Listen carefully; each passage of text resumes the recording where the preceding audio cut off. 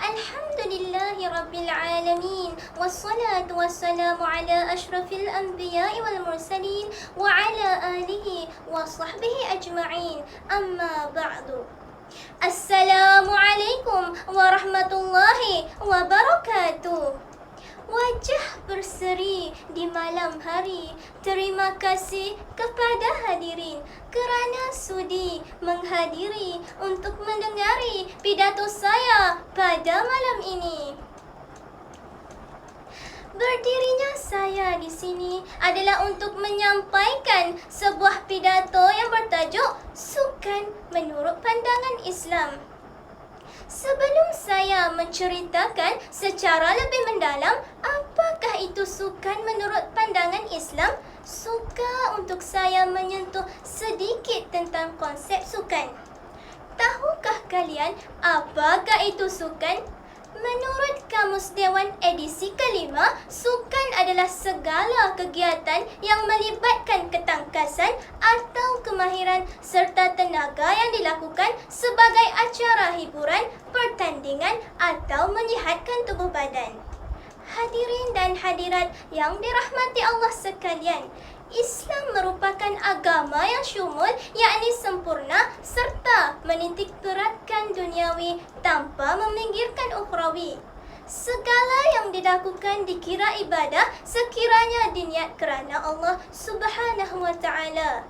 Justru itu, untuk melakukan ibadah yang sempurna, kita memerlukan kesihatan yang mantap sama ada dari emosi, jasmani juga rohani.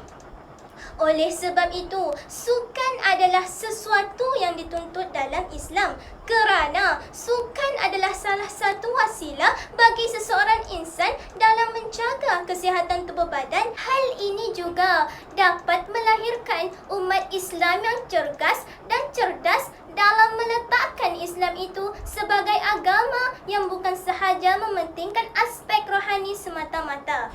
Jadi, adakah anda tahu bahawa terdapat beberapa jenis sukan yang disyurkan oleh Rasulullah SAW? Jadi, saya akan berkongsi beberapa sukan yang disyurkan oleh baginda.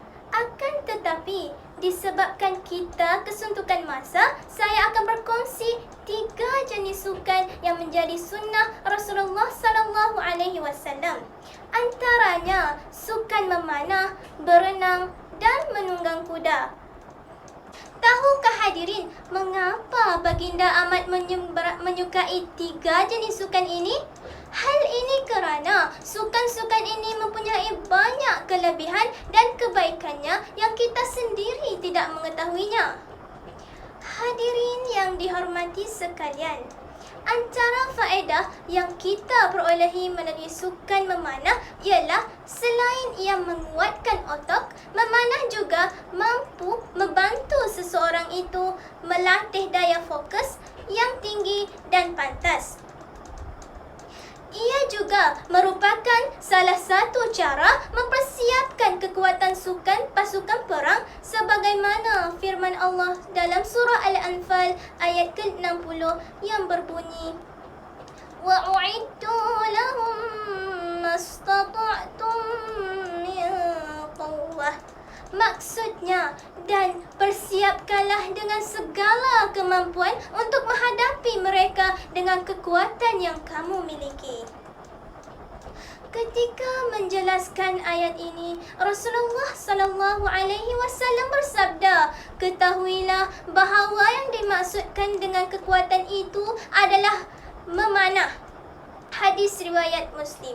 Manakala sukan berenang juga menjadi sunnah Rasulullah SAW kerana di dalam hadis riwayat Bukhari dan Muslim, Rasulullah SAW bersabda, ajarilah anak-anak kamu berkuda, berenang dan juga memanah. Ianya kerana berenang dapat merangsang stamina tubuh badan kita.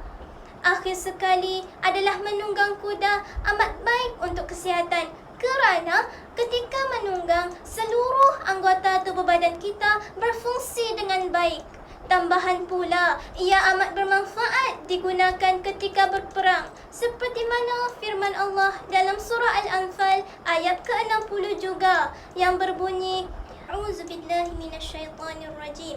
Wa min ribatil khayli turhibuna bihi aduwwallahi wa aduwwakum wa akharina min dunihim la taqlimuhum Allahu ba'duhum. Maksudnya, dan daripada pasukan berkuda dapat mengentarkan musuh Allah, musuh kamu dan orang lain serta mereka yang kamu tidak mengetahuinya, sedang Allah mengetahuinya. Jadi, tiada syak lagi bahawa sukan-sukan yang disyurkan oleh Rasulullah SAW amatlah bermanfaat buat umatnya dalam membina tubuh badan yang kuat serta akal yang sihat. Seperti pepatah Arab yang berbunyi, Al-aqlus salim fil jismis salim. Namun begitu, Islam juga sama sekali tidak menghalang untuk lelaki ataupun perempuan untuk bersukan. Akan tetapi, aurat perlulah dijaga dan ditutup rapi seiring dengan kehendak syarak ketika sedang beraktiviti baik lelaki maupun perempuan. Bagi perempuan, perkara asas yang perlu dititik beratkan oleh seorang wanita Islam mengenai pernyataannya di dalam aktiviti sukan adalah menjaga aurat dengan sempurna, iaitu dari seluruh anggota badan kecuali muka dan dua pergelangan tangan. Manakala aurat bagi seorang lelaki pula adalah dari pusat hingga ke lutut. Jadi, lelaki dan perempuan perlulah berpakaian sempurna sebelum keluar untuk bersukan. Jika segala syarak dan peraturan penutupan aurat ini tidaklah dilanggar, maka tidaklah menjadi satu kesalahan bagi wanita dan juga lelaki untuk melibatkan diri mereka di dalam aktiviti bersukan. Kerana Islam tidak pernah menghalang aktiviti sukan jika aurat dijaga elok ketika bersukan. Hadirin dan hadirat yang dirahmati Allah sekalian, oleh yang demikian, sudah terdapat banyak kebaikan dan faedah bersukan kerana ia mampu mencerdaskan jasmani, membentuk diri berfikiran positif.